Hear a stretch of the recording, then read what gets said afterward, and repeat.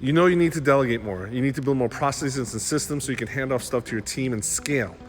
There's an important concept that I didn't understand until recently that's been a game changer, and I want to share that with you today. So often we think that there's processes and systems we have to hand off to our team, but we just haven't had a chance to figure out how to do that, largely because always in the work product, there's something where you need to be involved as the entrepreneur or as the manager. And it feels like you have some secret sauce, or there's some special talent, or there's just this quality that you need to provide some input so that it can't fully be automated or systematized. Do you ever get that feeling? I know I have, and that's what has prevented me from handing off task after task after task, project after project. Systems and processes get stuck because at the end of the day, I feel like I need to touch that workflow before it ships. So here's the game changer. What if instead of defaulting to the thought that you must be involved, how about just defaulting to the assumption that it can be done without your involvement?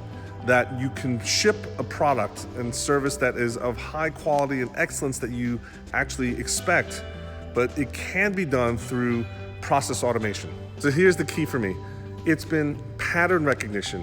Whenever I get involved, I carefully evaluate what I'm doing when I'm providing input for revisions and redirection. All you need to do is start to build decision trees in your thinking and logic so that you can hand off that decision pathway to your team when they're there without you.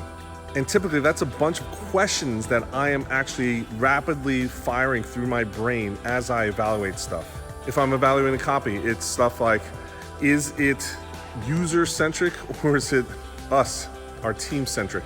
Is it passive voice or active voice? Is it a sales language driving to a call to action, or is it just a purposeless statement that could be edited out? Those checklists of questions are the things that are running through my head. You can actually standardize that evaluation process for your team. It might be questions of boundaries. Are there evidence of too little data points or too many data points? For instance, in a given web page, how many calls to action do you have? Or you might have a list of 10 different types of content that you might have on a web page. And as long as you have 3 or more, then it's okay. If you have 3 or less, then you need to figure out how to add one of those elements back in. So you should find one repeatable workflow that you can remove yourself from the process and catch yourself. Are you defaulting to the thinking of, I must be involved, there's no way it can happen without me, and change that assumption to say, hey, this absolutely can't be done without me. How are we gonna make that happen? Typically it's pattern recognition and triaging into a decision tree, standardizing that protocol for your team to follow.